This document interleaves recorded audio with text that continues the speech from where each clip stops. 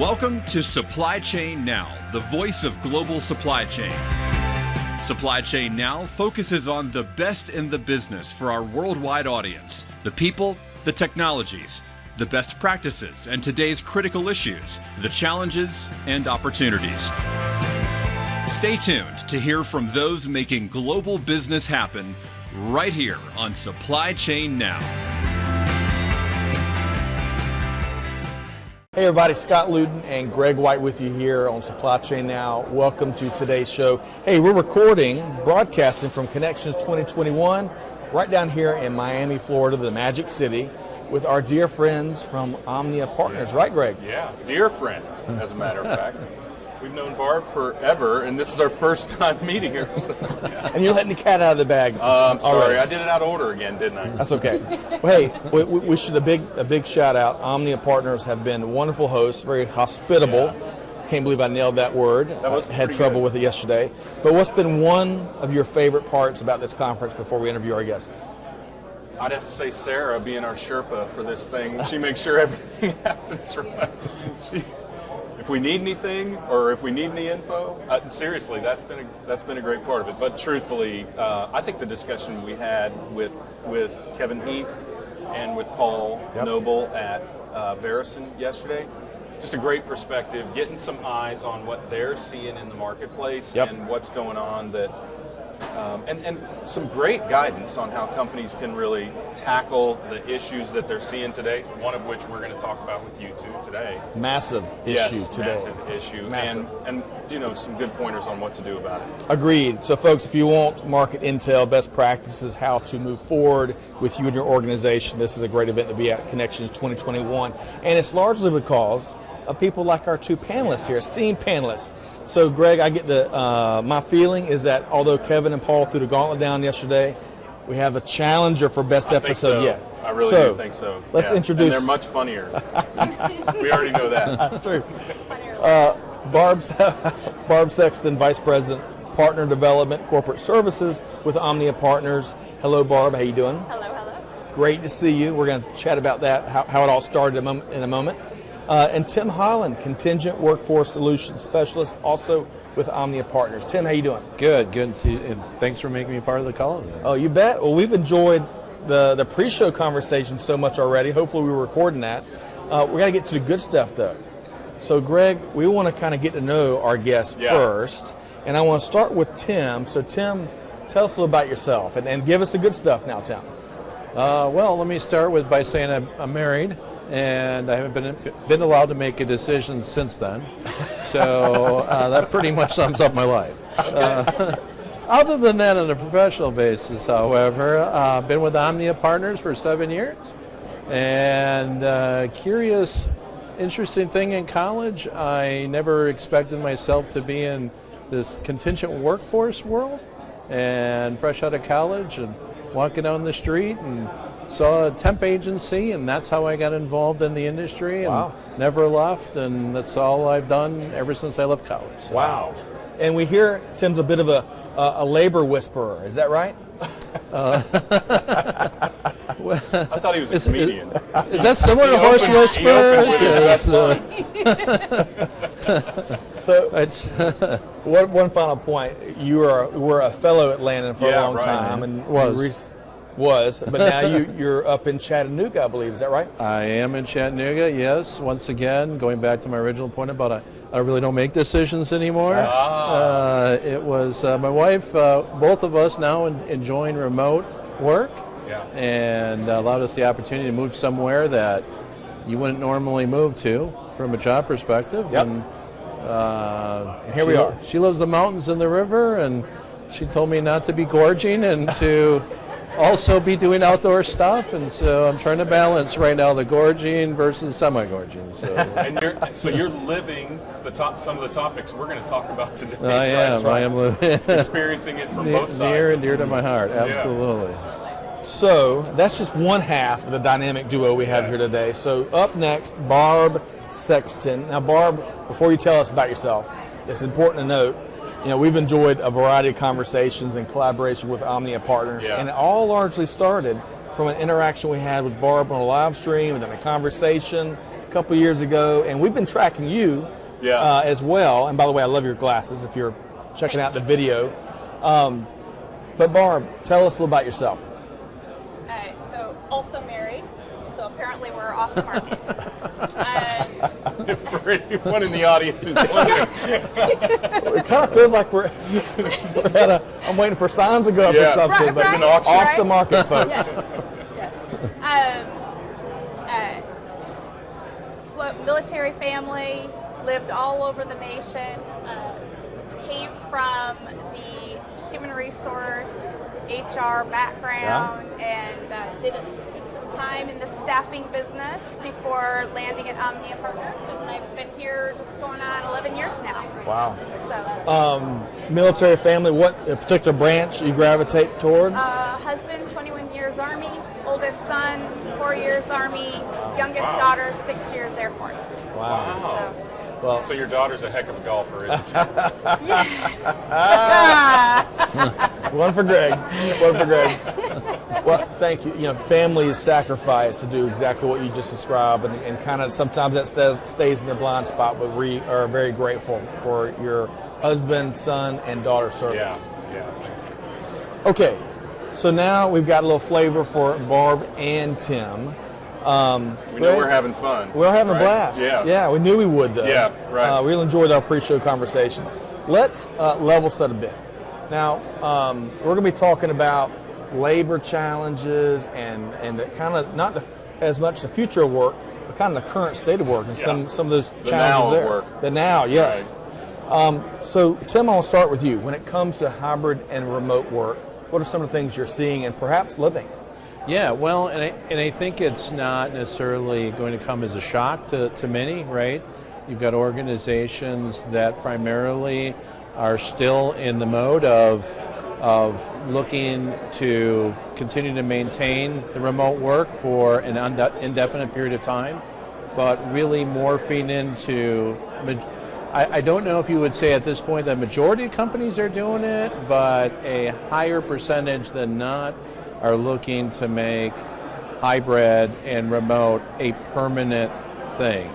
And in fact, many companies that we know of coming in now, the hybrid could be anything from a couple days a week on a rotating basis to perhaps, meetings and things in more centralized spots, and you don't have offices necessarily. And so it's really changing from top to bottom, because that happens, changes really anything that happens and affects an office, because you really don't have any more, you don't have specific spaces anymore now. Right. No Right. water Which is cooler interesting. conversations. No All water kinds cooler of dynamics have shifted, right? It's and again, is it permanent?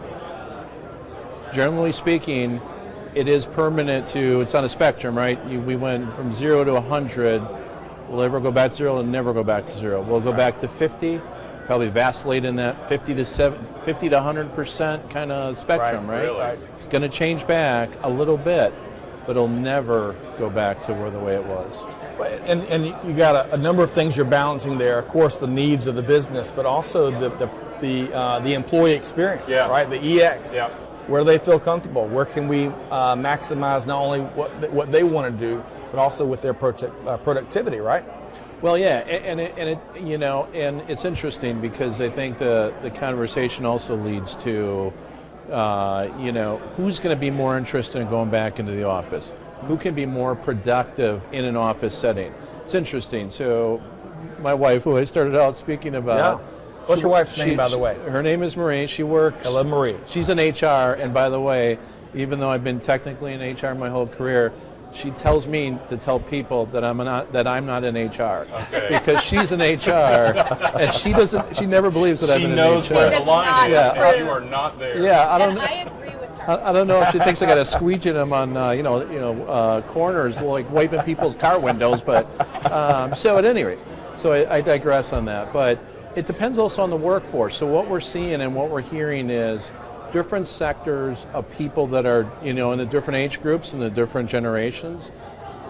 Some of those generations more likely to want to go back in versus others. I think the trend is the older the worker, the less they want to go back in a traditional office. You're just talking about Really? that. The less they want to go back. The less they want to go back in. Wow, I guess I would have thought the opposite. Yeah, the baby boomers, the working parents wish to stay remote. It's the college, the millennials and the Gen Z. They want to be back in the office, collaboration, face-to-face. They're more social, they're more interaction. They need that personal feedback. That's a stunner to me. I mean, I can see both cases, of course, as you talk about that, but I guess I would have thought that the workers who had kind of the tradition and the history of doing that kind of work would want to stay. And I can say, not a baby boomer, but very close, Gen X, right? Yep. I'm kind of digging staying, working remotely, right? And being able to work from anywhere, but I really guess I thought, it would have been the younger generation. That's really interesting. Yeah, and the people that never worked remote, because a lot of the baby boomers and the next generation, there wasn't a lot of remote work back, back when they were in the midst of their careers, right? I couldn't bag groceries back in high school remotely for sure. Exactly, but if you can, so as they got used to staying at home, wow, I didn't realize how much more time I had on my hand and how much more productive I've been. And even sectors like HR, you would think HR, employee relations, got to see the person, got to be in front of that individuals. Even HR is morphing. Again, going back to my whole personal comment is that even my spouse, she was the last person to want to do remote, the very last person. She loved the interaction. Now, if she didn't have to go back to the office even one day a week, that would be fine with her. So it's amazing that the transformation of those kind of people versus I was always mostly remote. Agreed. This is kind of how you're going to keep them down on the farm, right? Now that they've seen. Yeah, you can't. Absolutely. Yeah, you can't unsee what we've just seen. That's really good. And from a talent acquisition perspective, that's really been the trend, right? Is how do we now attract that talent if we want to go back to the workforce, or if we want to go back to the office versus have a hybrid model versus you got to compete remote. in a different manner, Absolutely. right? So let's go there. So Barb, I appreciate some of the statistics and your last comment there, but what else would you add, especially when we open it up to the overall labor supply and outlook? What else would you add to that? There's an extreme shortage. Yep. Well, that's right. That's right. Let's call it what it is, right? Absolutely, across the board. So the shortage in the industry used to be in your skill sets, right? The mechanical, the trades, the technical. The supply chain. And now it's supply chain, absolutely. And now it's just across the board. Yeah. Well, people have short-term memory if you think about it. 2019, before this all happened, it was a historic shortage of people anyway. States and cities like Minneapolis at that point were gyrating between 1.7 and 1.9% unemployment rate back in 2019. Now you fast forward, right? You go, where are all the people? Where'd they go? I mean, I've had like 10 conversations, the same question. It's where did they all go? It's, well, obviously the stipends and the and the stimuluses help those people stay on the sidelines. Now, most of those are starting to dwindle, right? So as they dwindle, you would expect that all those people come back out of nowhere, back into the workforce. Right. It's not happening for two really reasons. Is that one is, don't forget, they just weren't there in mass before this happened, right? Because you had an aging population. Even they're saying right now that the birth rate isn't keeping up with, like there's a higher death rate, first time in history supposedly, or close to the first time.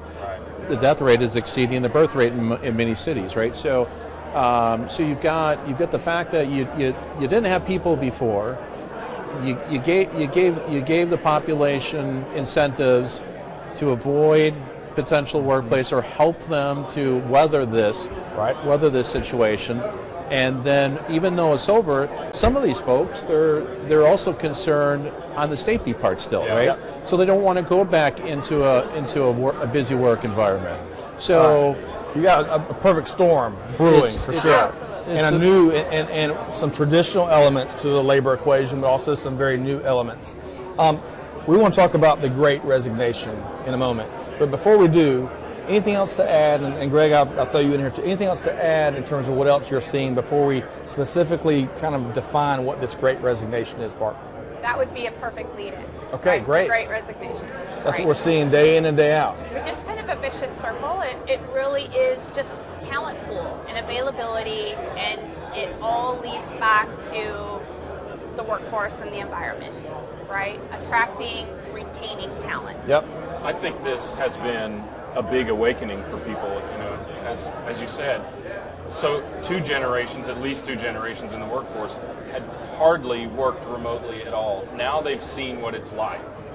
And they have an incredible appreciation for it, right? I mean, Atlanta, it's not uncommon to have a 32-mile commute to work. That's just one example. I mean, LA, New York, there are many that are much, much longer even. And now that people don't have to endure that, they've seen the productivity and the life quality that they've gained back from not having to have that. And it has been, I would say, an awakening from that standpoint. Right. And once people's eyes are open to it, as you said, you can't unsee that. Well, and it has given people, and also people were locked at home for months on end, and it gave them a lot of time to think about how they wanted to live their life when they really couldn't live their life, right? And they really had not a lot to do but think for a month or two, or some even more. Well, it gave people a chance to experience the trade-off that they always wanted to experience, and that they were always locked in their 15 and 20-year jobs and fearful about what would happen if they took that chance. And you know what? I want to go and I want to live on an island somewhere. I want to go and I want to, I'm an outdoors person. I want to live on a mountain. And I can't even, I can't have my job anymore and do that. And now they've obviously found a way to do both. Right. And here's the really curious part is that a good percentage of those folks, even if everything switched back to what was the previous semi-normal, they wouldn't go back. Right. They would say, you know what, I'm so far along and I've experienced this, I'm going to find a different job and I'm going to leave. Which is That leads to your resignation. Great Resignation. Right. And that's you're speaking to the impact, because employers and business leaders have to address just that, right? We're losing, not only are we losing the labor, but we're losing the tribal skill sets and tribal knowledge organizations. Is that right? Yes, we are. Well, yeah, and so people are either getting out or they're making the change. So people are moving now. It depends also on the type of work you do, right? Yep. Where is this happening? Well, I would say two things that are really dramatic trends. One, we've never ever seen this, not in my lifetime, and I don't think in history, where there was a dearth or there was a shortage of folks that were in that entry-level role, in that unskilled role, right? Never seen it before, where there's a shortage. There's never been. Now there's been a shortage of IT. There's been a shortage of engineering. Right. There's been a shortage of almost any other skill set you can think of. But somebody that doesn't perhaps even have a high school degree, no work experience, there's a shortage of those folks willing to come to work, right? So the Great Resignation part is there's that, but the resignation part is the folks that it's happening primarily in the higher skilled roles, the engineering, where people were at pay rates, in the 50s, 60s, $100. You know why? Because they've got built up wealth, Right. And they still need to work, yes, but they're willing to risk it because they've experienced what it is to be living in the mountains and going kayaking every weekend versus, man, I lived in a subdivision in the outside of Atlanta. Yeah. And they were fearful for 20 years to make it, but once they did, they're like, you know what, I'll take a chance almost on anything. Right. I'll take a chance out of not having my job anymore. One and I'll figure it out. in 4 is supposedly looking for a new career. 1 in 4. In 4 people is looking for a new. I'm going to say thought. And some don't even know they should be looking for a new job, frankly. You know what I mean? Right. So, I'm just counting, and there's odds that I. So we have really spent the last 12 minutes talking about level setting, right? Getting the major issues of our time, at least from a labor standpoint, out on the table. Before we talk about how procurement leadership is responding to these challenges, anything else y'all would like to mention before we kind of talk about what leaders are doing about it? Well, I mean, from my, I'll let Barb comment on this as well, but obviously this always used to be, that's HR. Right. Right, sourcing was that's HR. It's too complicated for me. Yeah. It's not a commodity.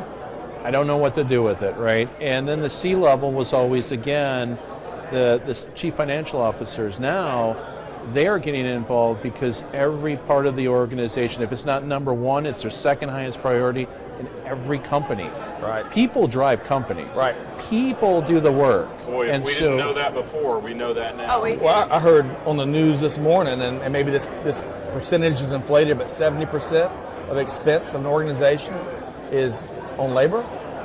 Is that some of the things you're saying? It's within the top 3, with the other being the benefits of a program to support that labor. Also labor. Right. Right. Yeah. Right. So the cost of doing nothing is massive. The cost of doing something is massive, and you got to get it right. You can't catch up in this case. Right. So doing nothing, every minute you're 200% behind anybody else, because they've already been doing stuff for months. If you just start now and take it, we have to have a strategy of labor management, a strategy of employee retention, a strategy of employee attraction.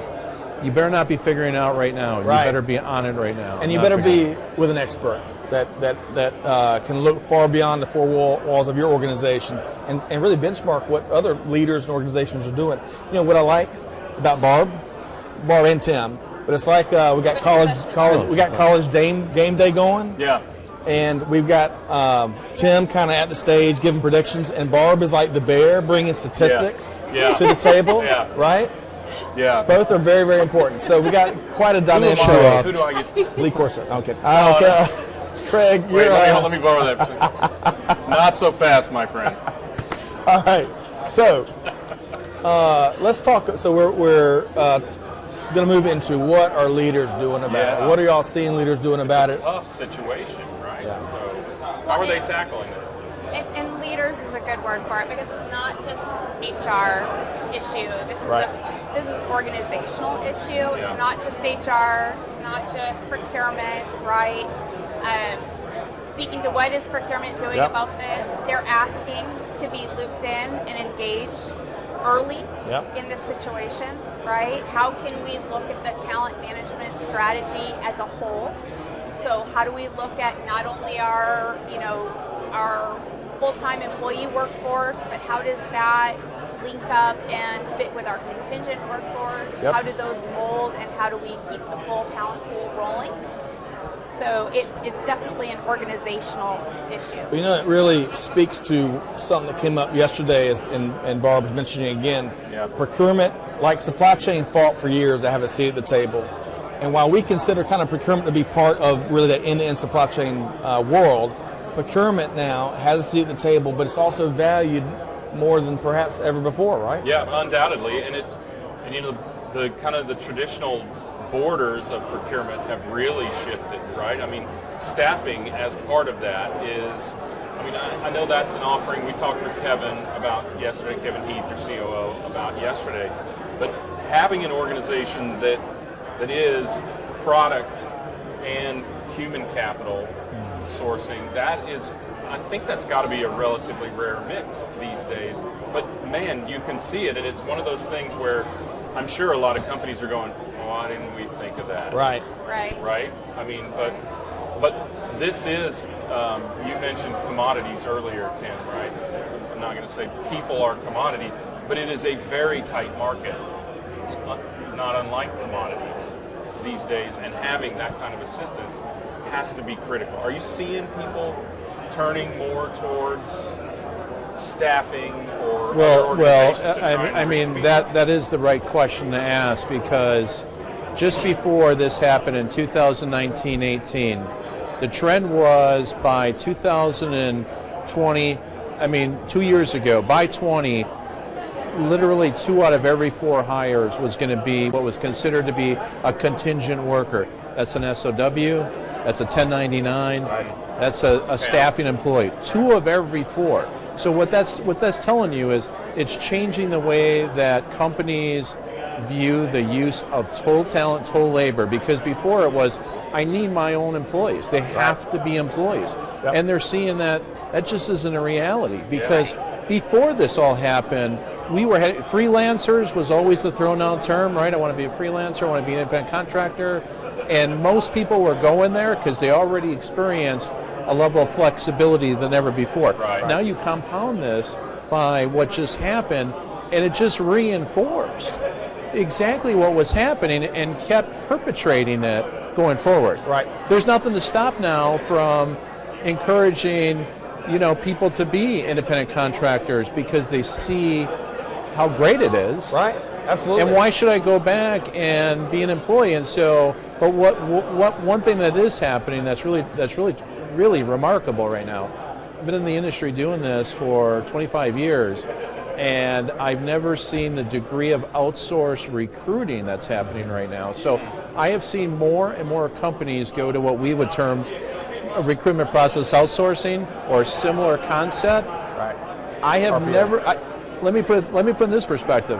I've been here for 7 years at OMNIA Partners.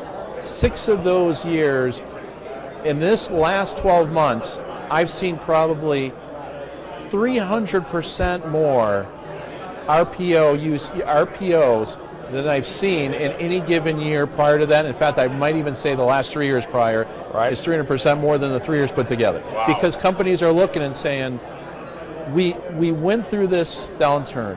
We let people go or people quit. We need help recruiting. Right, and they look around, they see other companies taking this RPO approach, and this is the way, I guess. Let's talk about this. Barb, I like how you put it when we talk about what procurement leadership's doing. They're asking to get paid. They got a ton of know-how and expertise and assistance and facilitation expertise in particular of how to approach it, right? Resources. Yes. So by extension, let's talk about GPOs and of course OMNIA partners. What are they leveraging in these in the battle for good labor? They're leveraging the relationships that OMNIA Partners has worked with and are experienced with. They're leveraging that relationship. Yep.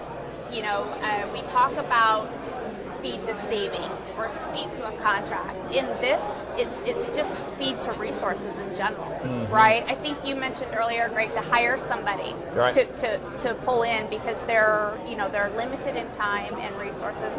You don't have to hire somebody. That's the decision. Free of charge, right? Talk to us. Yeah. We've got that resource. And I mean, exactly what Barb's saying. saying, speed and already negotiated contracts, but what really people don't know and what people can't see is that, don't forget, we've got access to 600 to 800 world-class organizations. Right. The who's who of the Fortune list, right?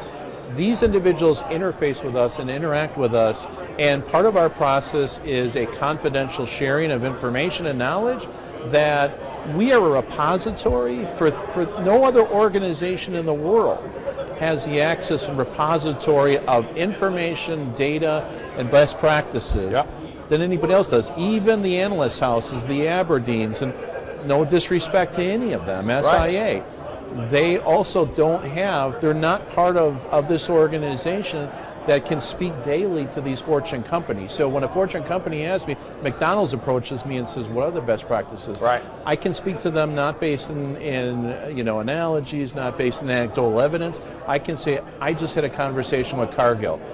I just met with General Mills.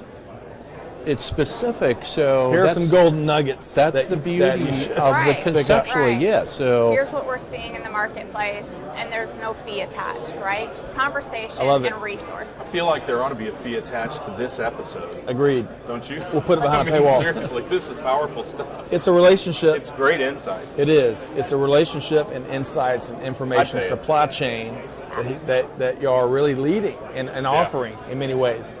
And it goes upstream and downstream. We got reverse side. Oh yeah. You got a whole shebang. So we're talking about relationships. Yeah, Is it too early to talk about divorce now, or is that? It's too late now. Now you already moved. It's too late. You open up that can. I moved to Should've kept the old Chattanooga. house. I moved to Chattanooga. So I want to keep going down this path. We get a lot of feedback, and folks are like, well, tell me more about what, we got it on the previous webinar with OMNIA partners. How can they help me? How can they help me, the president or the chief HR officer or a manufacturing leader? Let's go down that road a little bit more. So relationships, clearly. Speed to move, right? Speed to contract, whatever phraseology you look at. That market intel from 600 to 800 movers and shakers across global industry. Right. Call it speed I like to knowledge. that. Hey, I like your, what was that, Barb? Speed to knowledge, Speed to knowledge. I like that. So what else would you add to that list of resources that you are bringing to the battle, the war for talent? Well, I think here at OMNIA Partners we created an expertise, right? An expertise in a portfolio that heretofore wasn't. Procurement organizations didn't look at a procurement group like you've got that expertise. Right. We've got now, our first supplier in the category has been with us almost 20 years. Yep. And so even myself coming from the industry, we have, as Barb pointed out, Barb's got a lot of experience. Our staff have a lot of experience within the human resource category. A couple of quick examples. I will write RFPs if they choose to do so for some of the members. I will sit writing RFPs. Is that what you said? Writing RFPs. Okay. I will sit on like reading them. I can't even imagine writing them. Then I got to read them, and then I got to score them. Right. And so I have been with our members on their committees to select the right supplier for them. Wow. And so that's the expertise. To Barb's point, we do a lot of things that are, again, not to disparage. In fact, I'm trying to mimic it. Is like an Accenture type process, right. Sure. That we can. So when organizations look and they say, this is a procurement organization, right? It's a procurement group. You can do that too. And yes, we can. And by the way, as a feature of being a member, you don't have to pay a six-figure number for us to help you do that. Wow. So we heard something before the show, Greg, about how this dynamic duo would hit the road. I think y'all open for what's a cool group right now that's touring? Tedeschi Trucks. There we go. You're opening for Tedeschi Trucks, whoever they are. But kidding aside, you're going out and kind of going to the Gemba. You're whiteboarding. You're kind of putting your finger on the pulse of what organizations need, both in a common sense, but also very uniquely, right? So if I look at sectors like the manufacturing industry, one plant versus another plant, you can have vastly different needs. So tell us about that, because that seems to be part of this Accenture-styled approach, right? It is. It's available to all our members, a very consultative approach of combination of things, whiteboarding, wage and rate assessments and analysis. These are very in-depth studies that we can help them evaluate, especially where you are today in the spectrum of, do I have a healthy MSP? Do I need an MSP? Is it better to have a master supplier? Should I have more staffing companies or less staffing companies? Yep. All that we can help them in a process by which it's non-intrusive, there's no cost to them, and frankly it accelerates. Again, if you're not doing it already and you don't have the resources to get it started, that's why we can be able to offer that to our membership. Yep. All right, Greg. We've covered a lot of ground in 30 minutes time or so with Tim and Barb. A lot of good stuff. I'm fighting myself to go a little deeper I know, here. I know. Well, this is an important topic, and Yeah. it feels like there's a lot we could go deeper on. Yeah. But I just have to ask this question, Barb. Oh, this is my favorite part. Oh, You never know what comes out of his mouth. Well, when some of the stuff that Tim has described, right? right. That's a service that you perform at no charge. I just want to make sure I heard that. When they use you to help them with contingent workforce sourcing, right? We're not actually putting Tim on the payroll at these companies. You're just volunteering this additional work as a value-added service. Is that right? Yeah, I would say even to go a step further, if you're not yet a member of OMNIA Partners, which I wouldn't understand, you can still. Very subtle. Did you like that? Yeah. You could also rely on the resources of our organization and the specialties that Tim brings to the table to go through that process. Right. That might be something that you just just a whiteboarding session or a Well, process and we to evaluate. and we have a great stable of analysts that are world class. So they can analyze our members' data, they can produce reports that are usable, and so we highly Hey, encourage hang on a this. sec, Tim. I love. Did you hear that little additional phrase he added? Not just reports, Right. TPS reports that no one ever uses, but reports that you can use. The important data, Yeah. right? Yeah. Information. Actionable. Exactly, not just busy work. Exactly, and so I would encourage anybody that is looking to take advantage of this, especially if they're in the states or in the cities of Key West and Honolulu, especially. There he goes. I will be there for them. I'm We'll there work for for them. sunshine, right? You have a Yes. sign. Yes. We don't have enough members in How about Key West. Miami? How do you don't feel know about why that Miami? Would you want to work there? is. Well, it's not bad. Very nice. The Magic City. All right, so now we've got several hundred of our closest friends in the exhibition hall. We're going to take some questions from them. I'm just kidding. Just kidding. It's good. I hope they caught my look on camera there. Yeah. So let's make sure, stories. Well, think story time. Think of y'all's time on the road. I know the last 18 months has been tough, but think recent conversations. Heck, think of some conversations y'all are having here, right? In a moment, we're going to make sure folks know how to connect with you, and we'll get that out there. But what have we not talked about in terms of some recent conversations y'all have had that further illustrates the value that y'all bring to the table, and for that matter, the really cool conversations y'all been part of as a part of doing what you do day in and day out? Yeah. Tim, it looks well, like I mean, the strength of what we do and who we are is not only our internal resources, but really it's our suppliers, right? And it's how we selected them and how we have vetted them and how successful they have been. So one of the things that one of my key suppliers does is, especially again, to address the dire labor problems, is that they've got analytics that are really quite awesome, where they're helping our members look at a market, determine how, things like how many openings are in the market, what's the labor supply in the market, what are the wages doing, so that they are really providing actionable things. Right. Again, what do they say? You're only as good as your team behind you. right, or the data you have access to. It seems like to me, if I can interject for a second, one of the ways y'all are leveraging your suppliers is it goes back to this information that you're informing them in a way that then they can act, and whether it comes to negotiations, whether it comes to job descriptions, whether it comes to whatever aspect of that attract, develop, retain talent strategy is, they're more in the know, right? So their action can be more successful. That's what I'm hearing. It is, and their databases for their particular company and industry and clientele base is powerful, right? So if they can help a company go, look, if you want to be successful on the spectrum of wages, you need to be here, it's valuable stuff because they know. It's not, again, I'm not big into anecdotal things anymore, right? I tell you how, we can use interesting terms, but it comes down to what is really factual, what is actionable. Right. And that's what they come up with for a member, so that a member's like, we've been struggling. And sometimes they don't want to hear, companies don't want to hear the reality of it. The reality is that you're at $14, you should be at $19. Even if you increase $2, it's not going to be dramatic. You're not going to see anything dramatically change, right? Yep.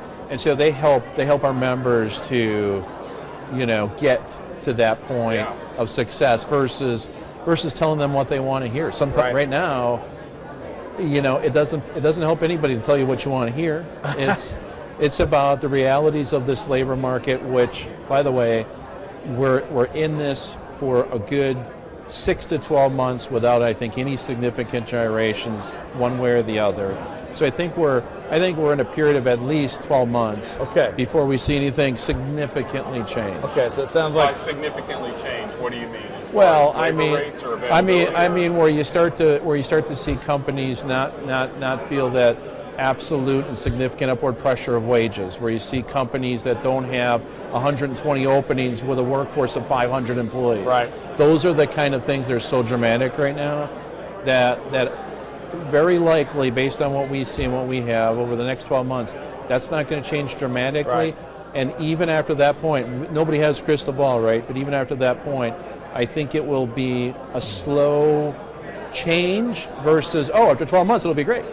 It's not going to be great after 12 months, but it'll get better. It is getting better. We like good news, but the reality is what you just shared there about the labor market. The reality is it's even worse for the computer semiconductor market, right? That we're here in the end of 2022, beginning of 2023, you name it. Yeah. But it is what it is, and I love what you are bringing to the table to help business leaders get through these incredibly challenging times. Hey, Barb, we got.